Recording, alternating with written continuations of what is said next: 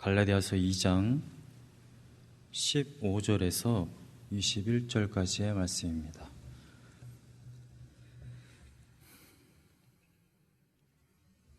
다 찾으신 줄 알고 제가 봉독하겠습니다. 우리는 유대인이요 이방 죄인이 아니로되 사람이 의롭게 되는 것은 율법의 행위로 말미암음이 아니요 오직 예수 그리스도를 믿음으로 말미암는 줄 알므로 우리도 그리스도 예수를 믿나니 이는 우리가 율법의 행위로서가 아니고 그리스도를 믿음으로써 의롭다 함을 얻으려 함이라. 율법의 행위로서는 의롭다 함을 얻을 육체가 없느니라.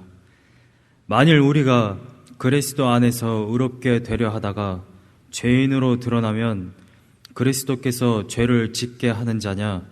결코 그럴 수 없느니라. 만일 내가 헐었던 것을 다시 세우면 내가 나를 범법한 자로 만드는 것이라. 내가 율법으로 말미암아 율법에 대하여 죽었나니 이는 하나님에 대하여 살려 함이라. 내가 그리스도와 함께 십자가에 못 박혔나니 그런즉 이제는 내가 사는 것이 아니요 오직 내 안에 그리스도께서 사시는 것이라. 이제 내가 육체 가운데 사는 것은 나를 사랑하사 나를 위하여 자기 자신을 버리신 하나님의 아들을 믿는 믿음 안에서 사는 것이라. 내가 하나님의 은혜를 패하지 아니하노니 만일 의롭게 되는 것이 율법으로 말미암으면 그리스도께서 헛되이 죽으셨느니라. 아멘. 오늘 저는 무엇으로 사는가 라는 제목으로 함께 말씀을 나누려고 합니다. 여러분 한 주간 어떻게 살아오셨습니까? 여러분 지금까지의 인생을 어떤 힘으로 살아오셨습니까? 제가 초등학교 때는 아무런 생각이 없다가 중학교에 올라가니까 삶의 목적이 생겼습니다. 고등학교를 가야 하는구나. 성적이 좋으면 인문계를 가고 성적이 안 좋으면 실업계를 가야 하는 그런 시절이었습니다. 고등학교에 올라가니까 또 다른 삶의 목적이 생겼습니다. 대학교를 가야 한다. 대학교를 가고 나니까 남자는 무조건 군대를 갔다 와야만 했습니다. 군대를 갔습니다. 군대를 제대하고 나니까 당장 시급한 것이 취직이었습니다. 제대한 지 몇 개월 만에 바로 취직을 했습니다. 여러분 한 주간 살아오신 것, 지금까지 인생을 살아오신 힘이 어떤 목적에 의해서입니까?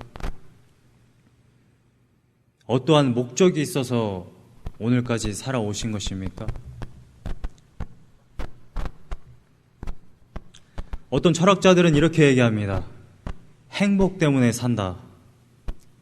행복을 추구하고 또 행복에 의해서 우리가 삶을 영위해 나간다는 것이죠. 현대 사회에서 우리가 하루를 살아가려면 필요한 것이 반드시 있습니다. 무엇입니까? 돈입니다, 돈. 자본주의 사회에서는 돈이 없으면 단 하루도 살아갈 수가 없습니다. 모든 인간을 통틀어서 필요한 요소가 있습니다. 인생을 살아가는데 꼭 필요한 것, 물, 좋은 공기, 건강. 여러분 건강을 잃어버리면 단 하루를 사는 것도 굉장히 힘듭니다.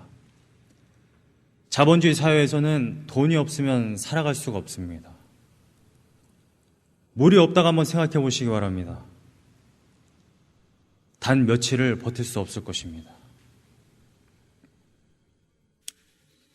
그렇다면 이 땅에서 살아가는 것도 무언가가 반드시 필요한데 우리가 영적으로 영원한 삶을 누리는데 필요한 것이 있다면 그것이 무엇이겠습니까? 우리가 영원토록 저 천국에서 살아가는데 필요한 것, 여러분들이 잘 아시는 대로 우리는 예수 그리스도가 필요하다는 것을 알고 있습니다. 많은 세상 사람들은 대부분 내가 천국을 가나 지옥을 가나 별 관심이 없습니다. 그런데 하나님의 말씀을 들은 자들은 내가 천국에 가야 한다면 반드시 예수 그리스도가 필요하구나 라는 것을 알 수 있다는 것입니다. 세상 사람들도 내가 오늘 하루를 살아가려면 반드시 무언가가 필요하다는 것을 압니다. 그 다음에 종교성이 있는 사람들, 또 나에게 정말 구원이 필요하다고 생각하는 사람들, 나의 힘으로 살아갈 수 없구나, 나에게 반드시 무언가가 필요하구나 라는 것을 아는 사람들은 나에게 무엇이 필요한가 그것을 자문합니다. 사도행전 16장에 보면 바울과 실라가 감옥에 갇혔을 때에 그 감옥을 지키던 간수가 바울과 실라에게 이렇게 묻습니다. 선생들이여, 어떻게 하여야 구원을 얻겠습니까? 여러분, 어떻게 하여야 구원을 얻을 수 있습니까? 여러분들이 생각하는 구원의 방법은 무엇입니까? 바울과 실라는 이렇게 얘기합니다. 주 예수를 믿으라. 그리하면 너와 내 집이 구원을 얻으리라. 믿으십니까? 기독교, 유대교도 아니고 이슬람교도 아니고 불교도 아니고 카톨릭도 아니고 기독교, 그리스도교는 구원의 방편이 오직 예수 그리스도라고 말합니다. 믿으십니까? 주 예수를 믿으시기 바랍니다. 그리하면 여러분과 여러분들의 집이 구원을 얻습니다. 오늘 본문을 보시게 되면 16절에 사도 바울이 어떻게 사람이 의롭게 되는가, 이것에 대해서 분명하게 밝히고 있습니다. 16절에 보면 사람이 의롭게 되는 것은 율법의 행위로 말미암음이 아니요 오직 예수 그리스도를 믿음으로 말미암는 줄 알므로. 사도 바울은 지금 이렇게 얘기하고 있는 겁니다. 사람이 의롭게 되는 것은 알므로. 사람이 의롭게 되는 것은 어떻게 되는 것이냐? 안다. 나는 안다. 어떻게 의롭게 되느냐? 율법의 행위로 되는 것이 아니라 오직 예수 그리스도를 믿음으로 말미암는다. 오늘 본문은 갈라디아서에서 가장 중요한 단락입니다. 사도 바울이 갈라디아 교회들에게 편지를 쓸 때에 핵심 논제가 바로 오늘 본문에 있습니다. 갈라디아서뿐만이 아니라 사실은 성경 내에서 굉장히 중요한 위치를 취하고 있습니다. 기독교가 그렇게도 말하는 예수 그리스도, 왜 그렇게 예수 그리스도를 말하느냐? 도대체 구원을 어떻게 받느냐? 그것이 바로 오늘 본문에 쓰여져 있습니다. 사도 바울은 이렇게 얘기합니다. 사람이 의롭게 되는 것은 율법의 행위가 아니라 오직 예수 그리스도를 믿음으로 말미암는다. 할렐루야. 여러분, 의롭게 함이라는 뜻이 무엇인지 여러분 정확하게 아십니까? 제가 생각하는 원래 의는 이런 겁니다. 저는 한국 문화에서 태어났고 어려서부터 한국 문화에 그러한 교육을 받았습니다. 제가 생각하는 의인과 죄인의 기준은 이런 거예요. 착한 사람,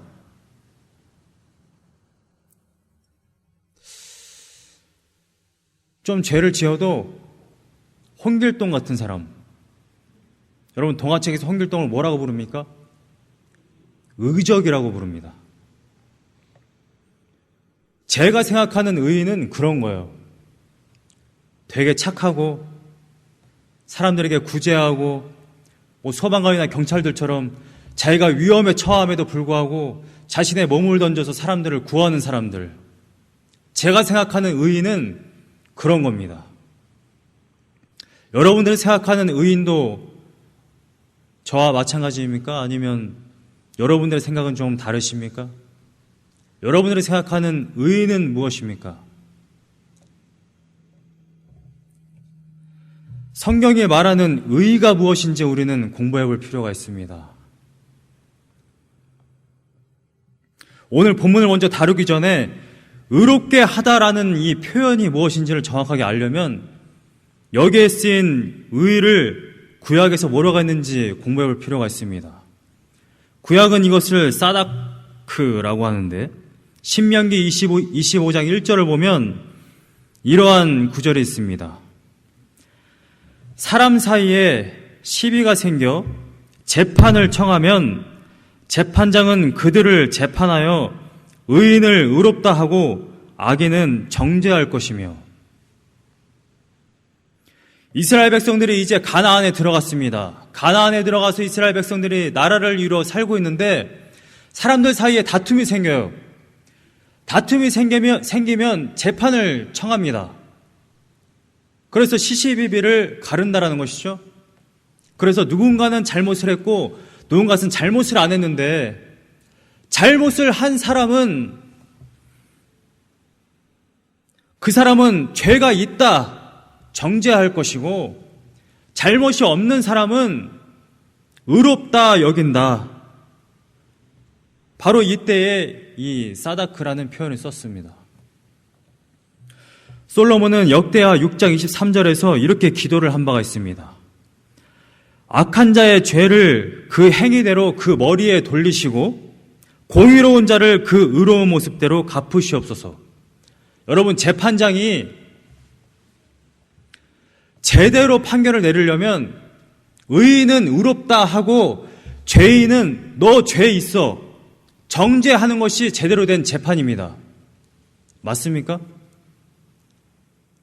여러분, 요새 한국 그 뉴스를 보면 되게 시끄러운 사건이 하나 있습니다.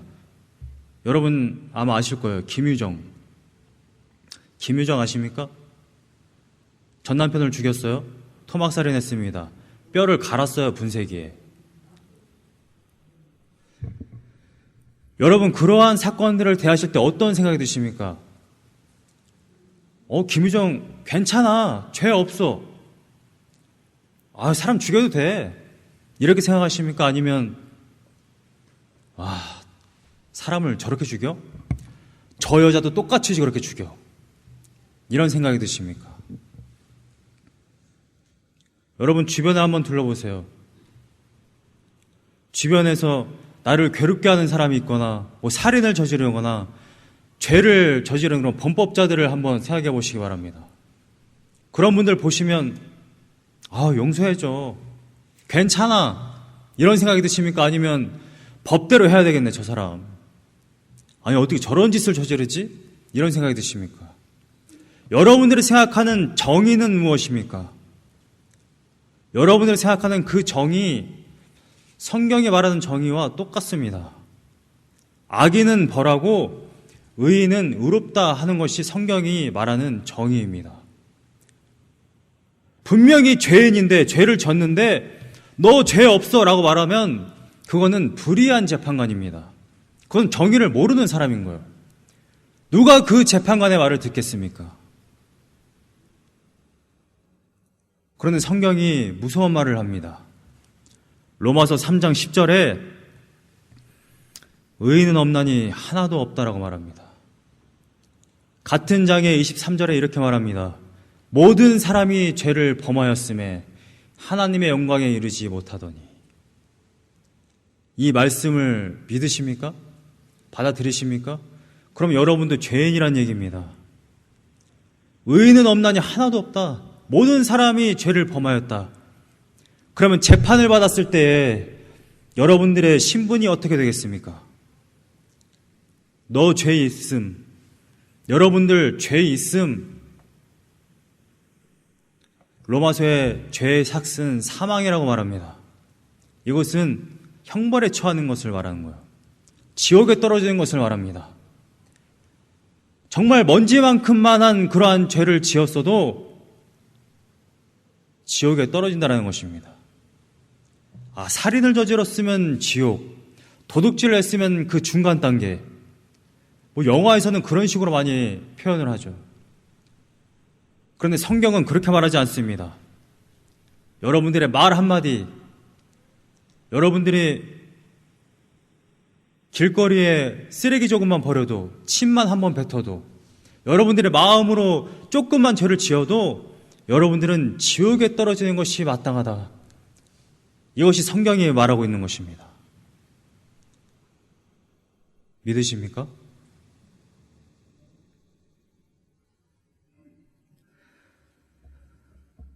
그런데 신약에 오니까 이야기가 마치 달라지는 것처럼 보입니다.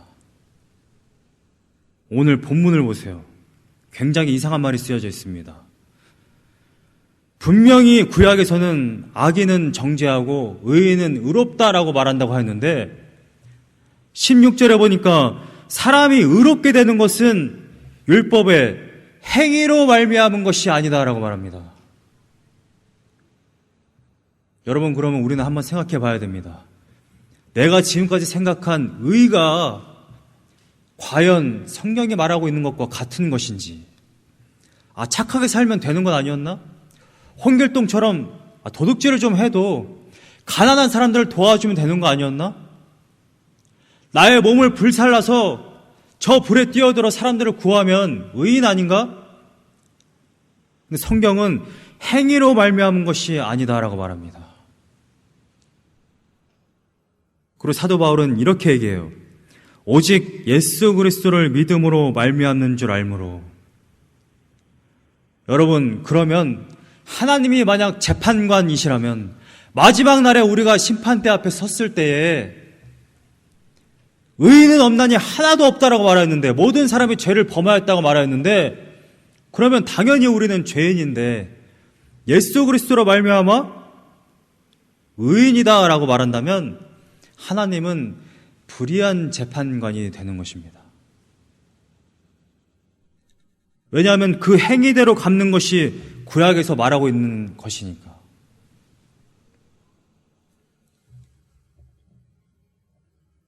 근데 하나님은 이렇게 말씀하고 있는 것입니다. 너희들의 행위로 말미암는 것이 아니라 예수 그리스도를 믿음으로 말미암는 줄 알므로. 이것이 무슨 말이냐? 그러면 결론은 이렇게 되는 겁니다. 여러분들이 죄를 지었으나 그 죄를 누군가가 담당했다면 여러분들은 의인이 된다라는 것입니다.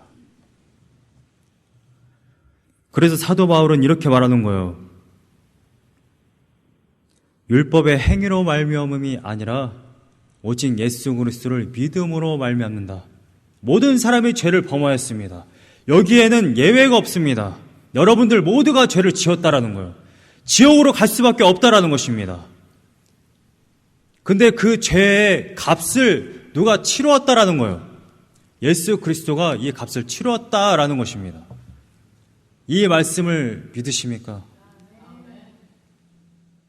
일사부재리 원칙 아십니까? 일사부재리 원칙. 어떤 사람이 죄를 지었어요. 그런데 이 사람이 재판석에 섰을 때에 무죄 선고를 받았습니다. 그리고 누군가가 이 사람이 지은 죄를 대신 졌어요.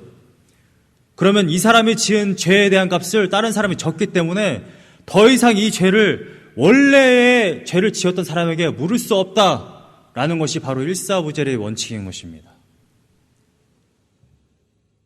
우리나라 법에도 그러한 법이 있어요. 일사부재리 원칙. 독일, 일본, 미국의 주들마다 다르지만 미국에도 있습니다. 이 일사부재리 원칙은 원래 그리스에서 왔어요. 신현덕이 죄를 지었습니다. 그런데 누군가가 대신 저의 죄의 값을 치렀어요. 그러면 누구도 저에게 너 죄 지었잖아, 감옥에 가야 돼 라고 누구도 말할 수 없다는 것입니다. 누군가가 죄를 이미 담당했기 때문에. 그래서 로마서 8장 33절에 사도 바울이 이렇게 말하고 있는 것입니다. 누가 능히 하나님께서 택하신 자들을 고발하리요? 의롭다 하신 이는 하나님이시니. 의롭다 함이라는 표현이 로마서에 굉장히 많이 나옵니다. 15번이 나와요. 8장 33절에 이렇게 얘기하고 있는 것입니다. 마지막 날에 누군가가, 우리가 심판대 앞에 섰을 때에 누군가가 너희들을 고발할 수 없다. 왜냐? 예수 그리스도가 여러분들의 죄를 담당했기 때문에 고발할 수 없다라고 말하고 있는 것입니다. 그래서 이어서 보시면 로마서 8장 35절에 이렇게 되어 있는 거예요. 누가 우리를 그리스도의 사랑에서 끊으리요? 환난이나 공고나 박해나 기근이나 적신이나 위험이나 칼이랴. 그 무엇도 그리스도의 사랑에서 끊을 수 없다. 그 38절에 이렇게 말하고 있는 겁니다.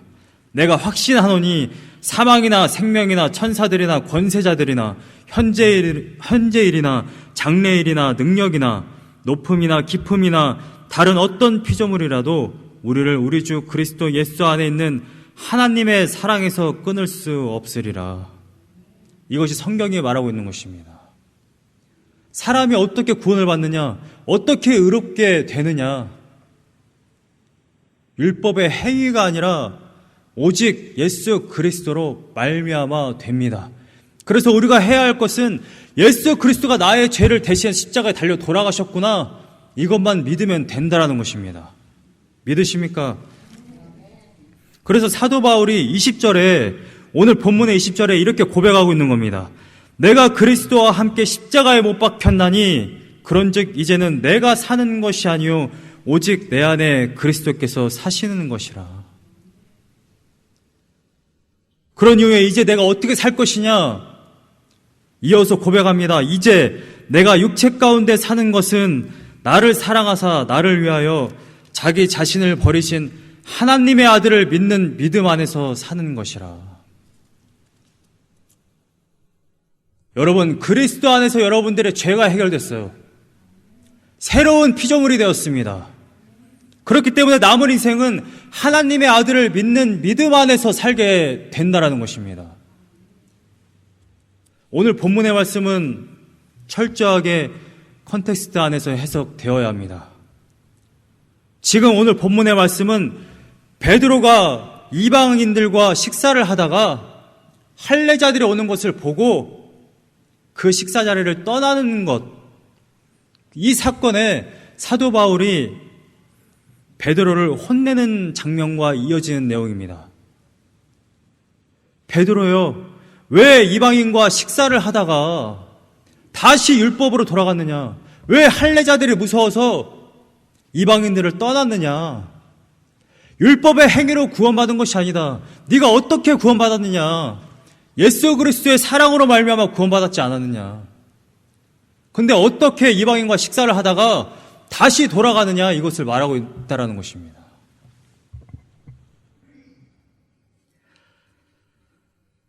종종 오늘 본문의 2장 20절 말씀을 가지고 사람들이 이렇게 이야기합니다. 내가 그리스도와 함께 십자가에 못 박혔나니 그런즉 이제는 내가 사는 것이 아니요 오직 내 안에 그리스도께서 사시는 것이라. 이 말씀을 가지고 이렇게 해석을 합니다.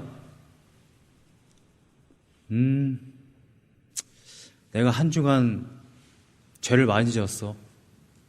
내가 성죄를 죽이지 못하고 사람들이 상처를 많이 줬어. 주님, 내가 다시 그리스도와 함께 십자가에 저를 못 박겠습니다. 저를 죽여주시옵소서. 많은 사람들이 오늘의 이 2장 20절 말씀을 가지고 내려놓음, 불교에서 법정 스님이 말씀하셨던 무소유, 그래, 나는 나의 모든 욕심과 그런 것들을 십자가에 못 박고 내가 죽어야 돼. 그래야 내가 그리스도님께 살아.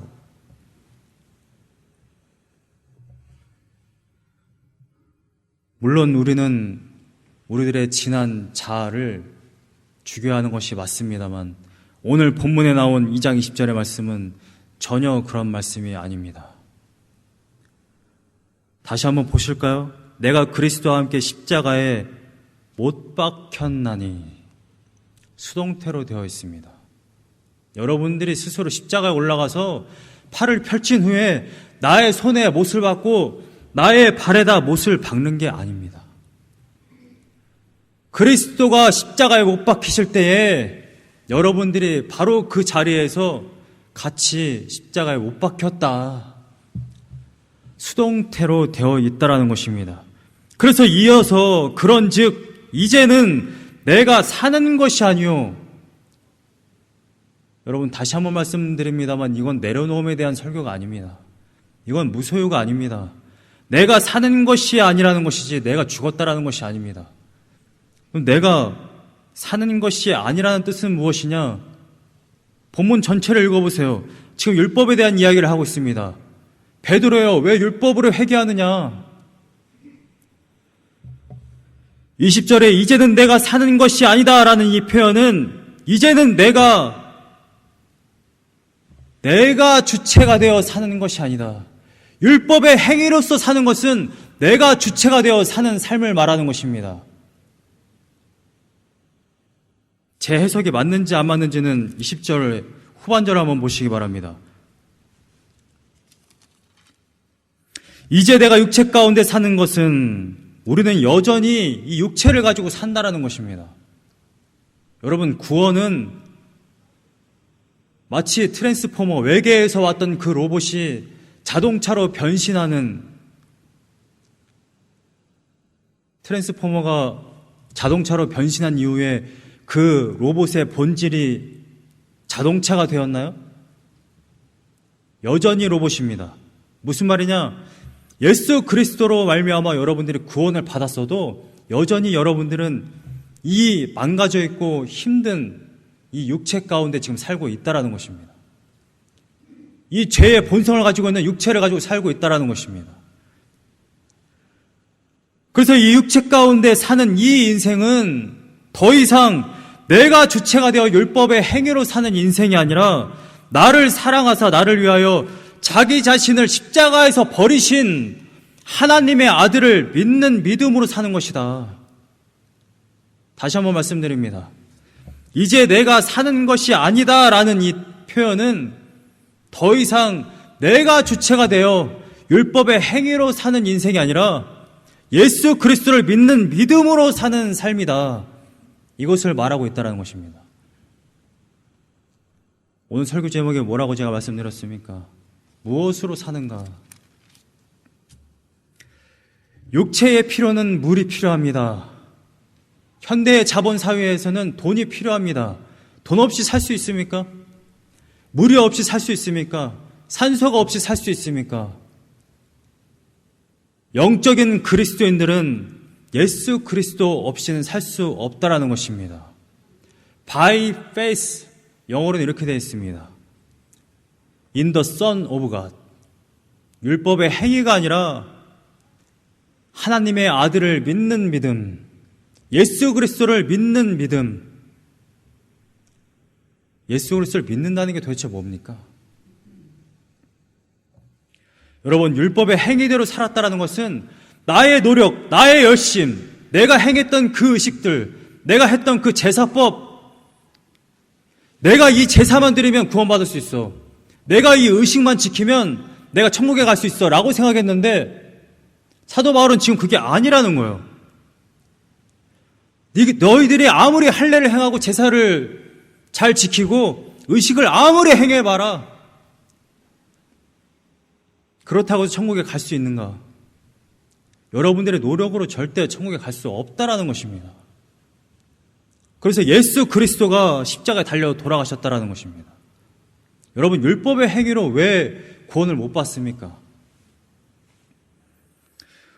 오늘 본문을 읽고 성경을 읽다 보면 이러한 의문들이 생깁니다. 아, 율법은 아무도 지킬 수가 없다라는 건가? 성경에 그것을 말하고 있습니다. 율법을 지킬 수 없는 것이 맞습니다. 그런데 우리는 가만히 생각해 보면 이런 논리를 펼 수 있다라는 거예요. 내가 한번 지켜볼까? 아무도 율법을 지킬 수 없어? 내가 한번 지켜보지 뭐. 한번 봐. 내가 율법을 한번 지켜서 천국에 가볼 테니. 여러분, 율법을 하나부터 613개의 그 계명, 여러분들이 알고 있는 그 헌법, 민법, 형사소송법 몇천 개, 그걸 전부 다 지키면 천국에 갈 수 있습니까? 성경의 논리는 그런 건가요? 율법을 철저하게 지키면 천국에 갈 수 있습니까? 한번 생각을 해보시죠. 성경은 다른 이로서는 구원받을 수 없다라고 말합니다.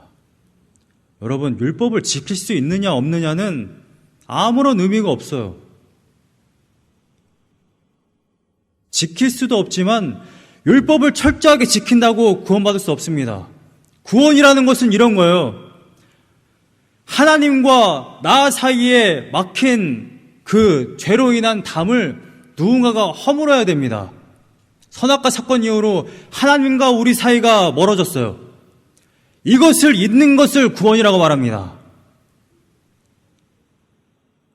여러분, 아직도 구원을 내가 이 생에서 끝나면 저 천국 정말 금과 은으로 홍보석으로 멋들어지게 만들어진 그러한 장소에 가는 것을 천국이라고 생각하십니까?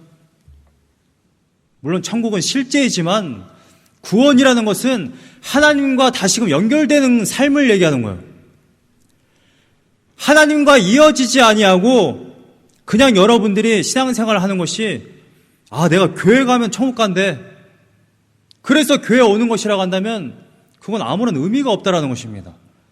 여러분, 불교에 열심히 정성을 들여요. 공을 들입니다.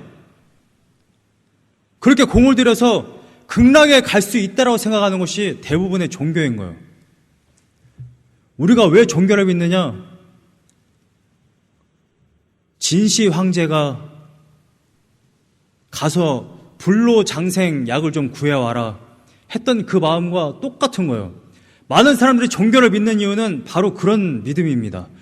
이 생의 삶이 좀 때로는 힘들어, 너무 고통스러워. 근데 교회에 가보니까 천국을 얘기하네? 영원토록, 진시 황제는 천년을 살기 원했는데 영원토록 고통 없이 사는 그러한 장소가 있다고 그러네? 그래, 내가 일주일에 한 번은 교회 가지 뭐. 그리고 한 달에 한 번은 불교를 갈까? 그리고 이슬람의 코란도 좀 한번 읽어볼까? 때로는 무당 굿도 좀 하고, 어떤 거든 걸리면, 뭐라도 하나 걸리면 천국 가겠지? 여러분, 구원이라는 것을 그렇게 바라보니까 계속 율법의 행위를 지키는 것입니다. 신앙생활은 율법을 지키는 게 아니라는 거예요. 오늘 본문에 나와 있는 것처럼 예수 그리스도를 믿는 믿음으로 예수 그리스도 안에서 사는 것을 이야기합니다. 믿으십니까? 그럼 예수 그리스도를 믿음으로 산다라는 것은 도대체 무엇인가? 여러분들이 생각하는 예수 그리스도를 믿는 믿음으로 사는 그러한 삶은 무엇입니까? 여러분들이 생각하는 신앙생활은 도대체 무엇입니까? 때로 우리들 안에 환란이 있어요. 인생에 문제가 있습니다. 고민이 있어요. 그러면 우리는 대부분 그 문제를 해결하기 위해 사람을 먼저 찾아가는 경우가 많습니다. 여러분, 고민이 있고 아픔이 있고 문제가 있을 때 예수 그리스도 앞에 먼저 나오십니까? 아니면 사람을 찾아갑니까? 여러분들 인생에 돈이 모자랄 때 여러분들의 해결책은 무엇입니까? 10시간 일하던 거 11시간 일하면 돼. 당연한 논리 아닙니까? 여러분, 건강을 잃었으면 어떻게 해야 합니까? 병원을 갑니다. 당연한 논리 아닙니까? 이것이 바로 세상의 논리입니다. 여러분, 저는 지금 일을 하지 말라고 말하는 것이 아닙니다. 병원에 가지 말라라고 말하는 것이 아닙니다. 그런데 우리가 예수 그리스도를 믿는다라고 말하면서 무엇을 먼저 찾느냐 이거예요.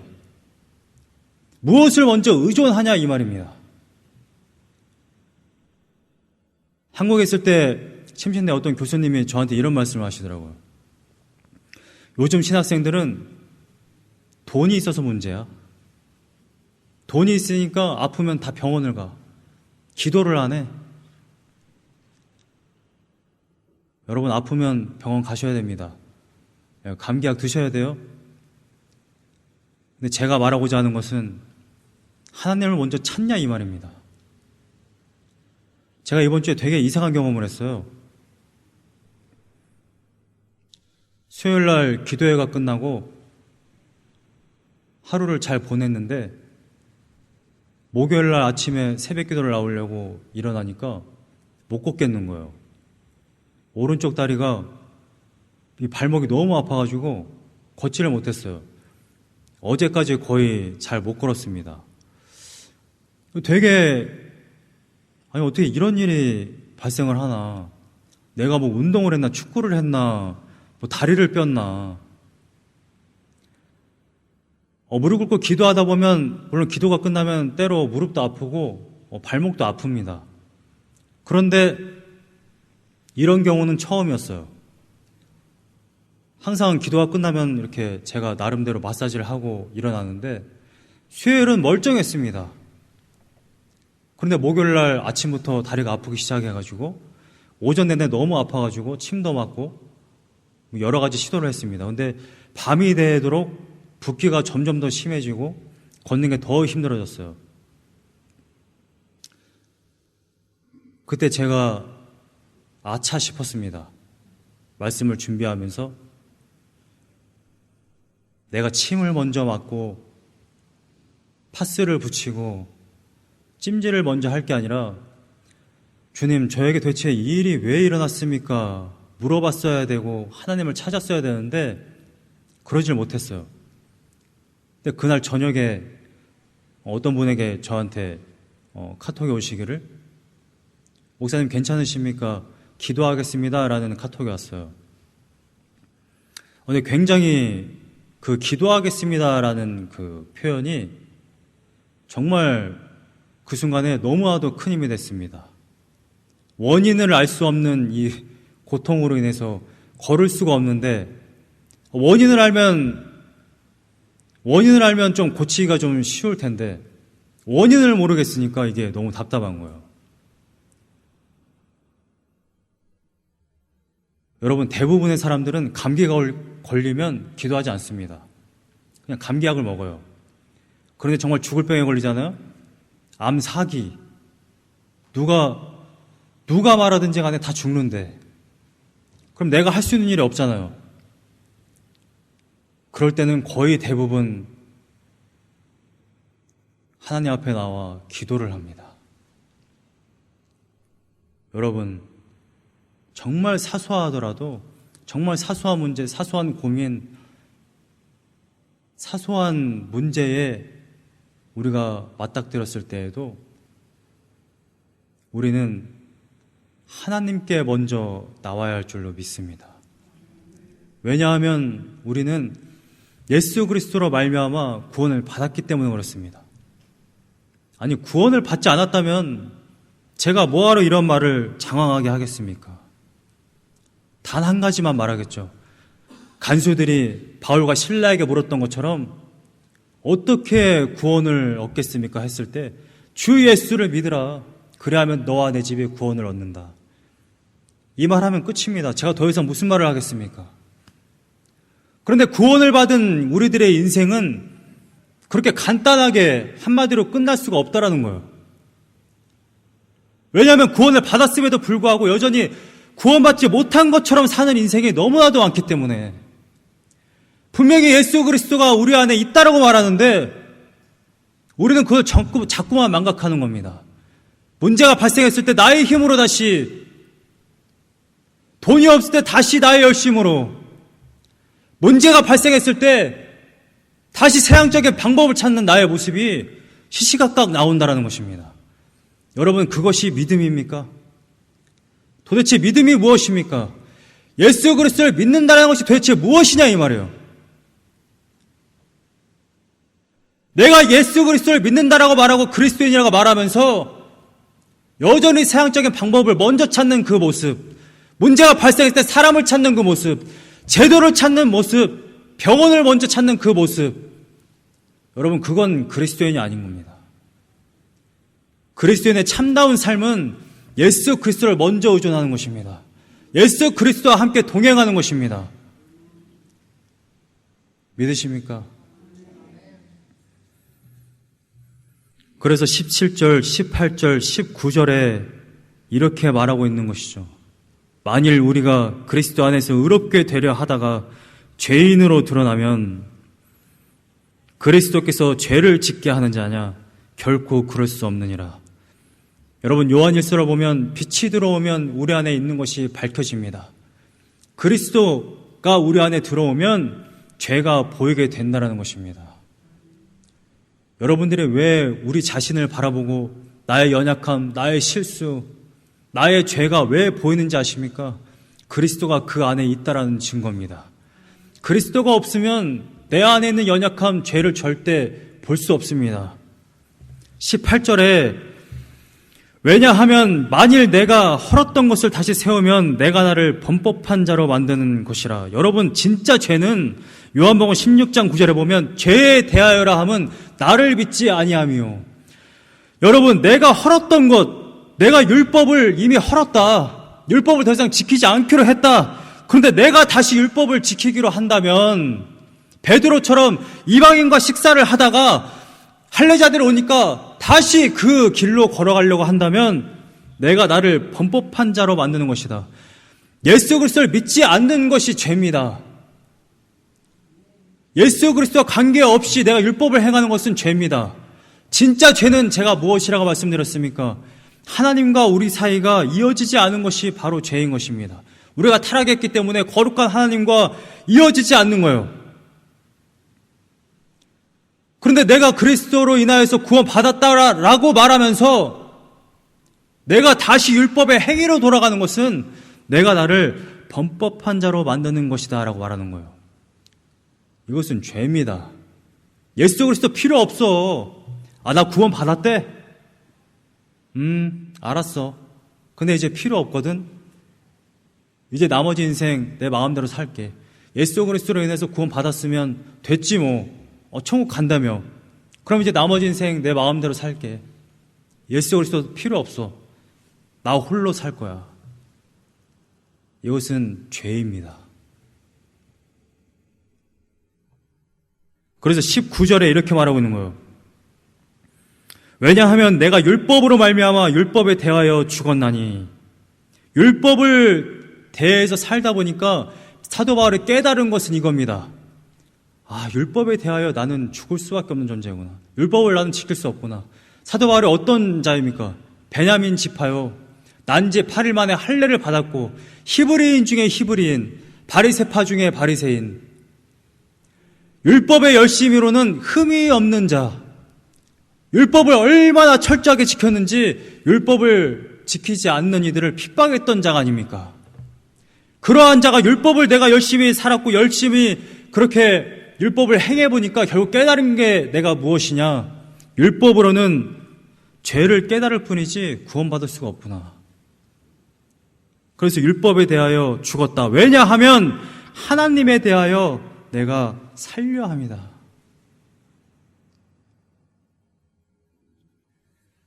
여러분, 우리가 구원받은 목적, 우리가 신앙생활을 하는 이유, 우리가 천국에 가는 이유, 하나님에 대한 그 마음 때문인 것입니다.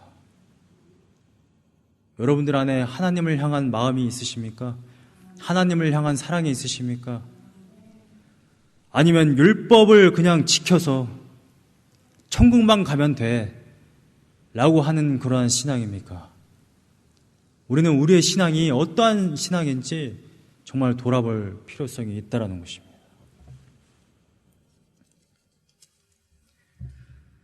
사도 바울은 베드로가 이방인과 식사를 하다가 할례자들을 두려워하는 모습을 보고 내가 다시 율법대로 살아야 되는구나. 저 유대인들이 개처럼 취급하는 저 사람들과 같이 있었다가는 나의 지위와 내가 쌓아온 모든 것이 무너지겠구나. 내가 얼른 이 자리를 피하자. 라고 하는 그러한 베드로의 행동에 일침을 가하는 율법의 행위로 구원받은 것이 아니다. 우리가 어떻게 구원받았느냐? 예수 그리스도로 말미암아 구원받았다. 근데 왜 주님 안에서 자유하지 못하고 다시 율법의 행위로 돌아가려 하느냐? 사도 바울은 지금 베드로에게 이렇게 가르침을 주고 있는 것입니다. 그래서 이 내용을 갈라디아 교회들에게 말하고 있는 것이죠.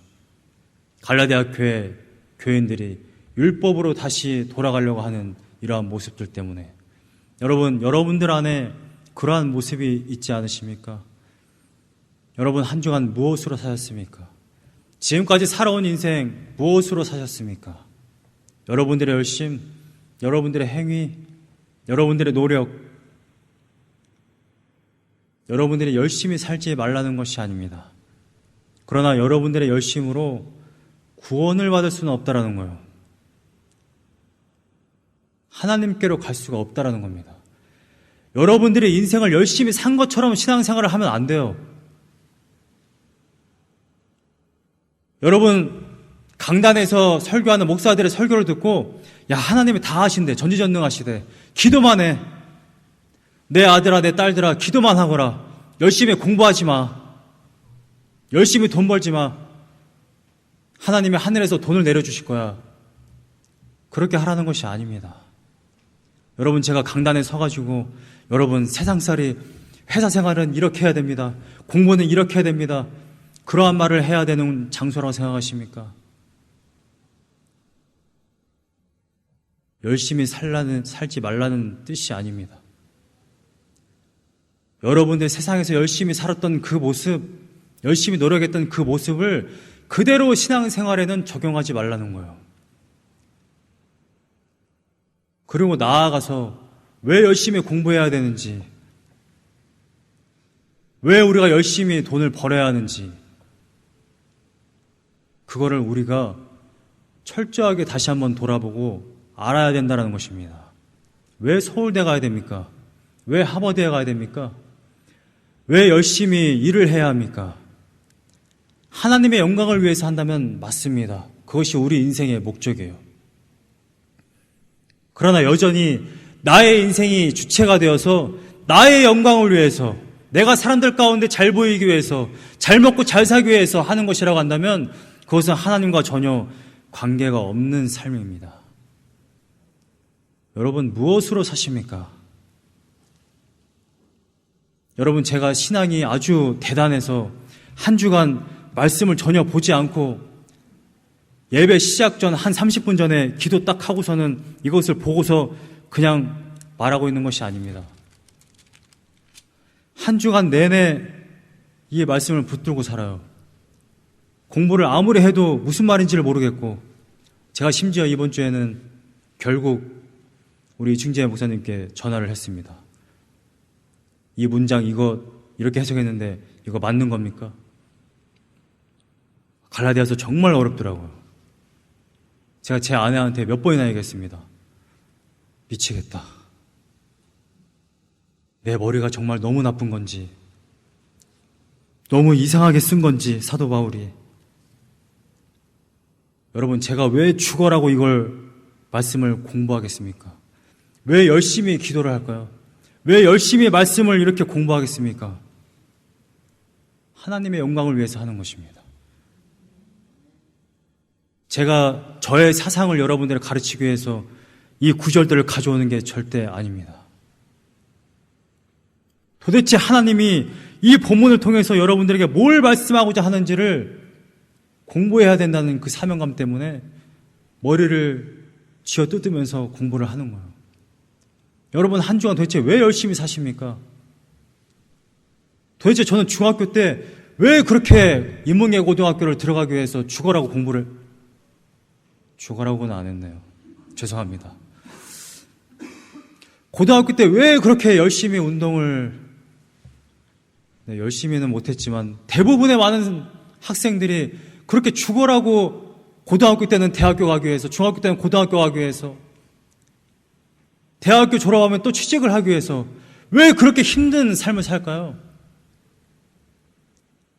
정말 너무 안타깝습니다. 왜냐하면 우리 모두가 그 길을 걸어왔기 때문에 너무나도 그 고통과 그냥 힘든 인생을 사는 그 20년간의 그 인생이 너무 안타까워요. 왜 사는지도 모르고, 무엇 때문에 사는지도 모르고, 어떤 목적을 위해서 사는지도 모르고, 그냥 고등학교 때는 대학교를 위해서, 대학교 때는 취직하기 위해서 사는 그 인생. 결국 취직하고 나면, 나이가 들면, 그동안 그 열심히 살아왔던 그 인생이 너무나도 허무하구나라고 느끼는 그 인생. 여러분, 하나님이 여러분들에게 인생을 주었을 때는 허무함을 느끼라고 준 인생이 아닙니다. 하루하루 그 인생 얼마나 귀하고 얼마나 소중한 인생인지 모릅니다. 그런데 그 인생이 그저 다른 사람들보다 높아지기 위해서, 다른 사람들에게 잘 보이기 위해서, 다른 사람보다 좋은 차를 타기 위해서, 옆집보다 좋은 대학을 가기 위해서 사는 인생이었다고 한다면 얼마나 불쌍한 인생입니까? 저도 제 인생 26년을 돌아보니까 제가 이제 내년이면 40인데 예수님을 만나기 전에 그 26년을 생각해보니까 너무 하찮은 인생, 너무 보잘것없는 인생, 너무 불쌍한 인생이었어요. 아무런 목적 없는, 아무런 기쁨이 없는 그러한 인생. 여러분, 하나님이 여러분들에게 이 복음의 말씀을 왜 주시는지 아십니까? 여러분들 인생이 기쁘게 하기 위해서입니다. 행위로 살지 마라. 이제는 그리스도 안에서 기쁨과 자유를 누리고 살아라. 너희들의 인생이 저 사망에서 생명으로 옮겼느니라. 여러분, 주님 안에서 내가 새로운 삶이 되었다. 이전 것은 지나갔다. 내 안에 오직 그리스도 예수가 사신다. 이 신앙을 가지고 살아가는 주님의 백성들이 되시기를 간절히 소망합니다. 우리 아까 찬양하셨던 오직 내 안에, 오직 내 맘에 그가 주인 되셨네. 한 번 더 찬양하고 말씀을 들고 기도하겠습니다.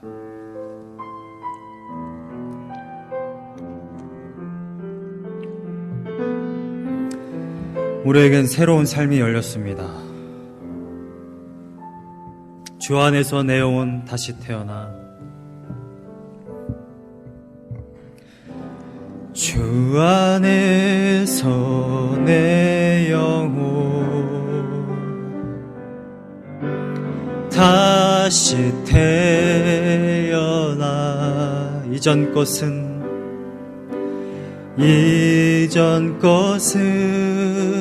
지나고 새롭게 됐네. 죄로 물든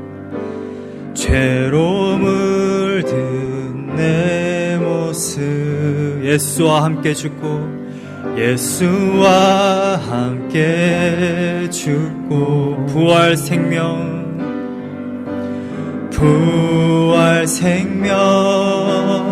내 안에 새로운 삶이 열렸네. 너희가 나를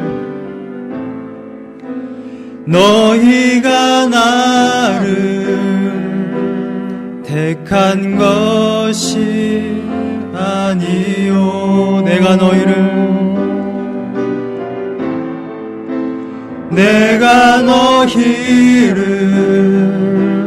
택하여 세웠나니 오직 내 안에 오직 내 속에 그리스도가 사네. 오직 내 삶에 오직 내 맘에 그가 주인 되셔. 우리 한 번 더 찬양합니다. 주 안에서 내 영혼 다시 태어나 다시 태어나 이전 것은 지나고 새롭게 됐네. 죄로 물든 내 모습 예수와 함께 죽고 부활 생명 내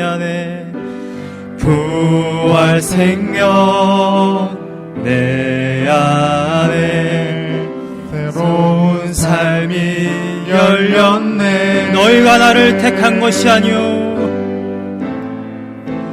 너희가 나를 택한 것이 아니요 내가 너희를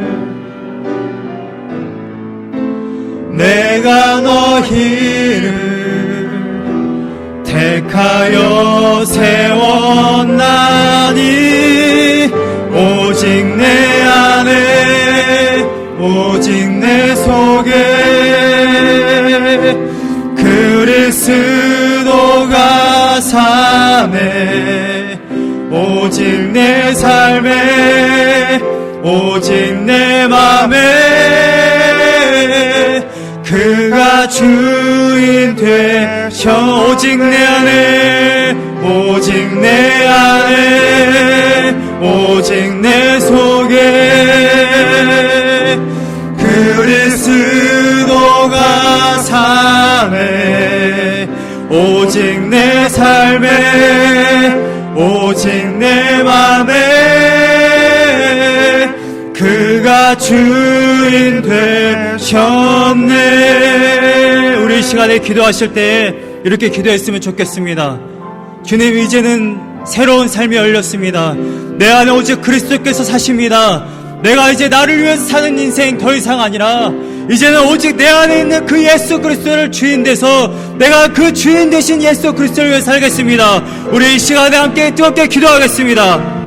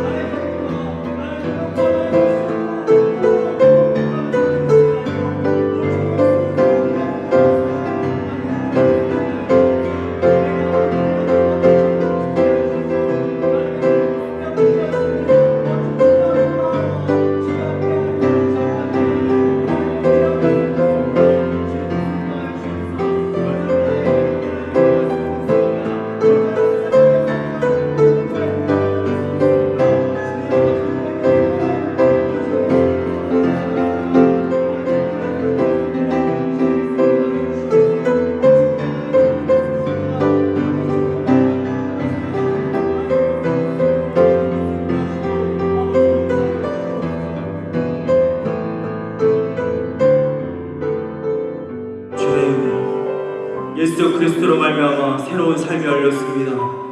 내 안에 있는 나의 본질적인 그 죄의 문제들 주님께서 이미 계속하셔서 해결하셨습니다. 주님, 이제는 더 이상 내가 정죄받는 것이 아니라 이제는 의인으로서 의롭다함을 받았습니다. 주님, 하나님의 이 말씀을 의지하며 살아갈 수 있는 귀한 종 되게 하여 주시옵소서.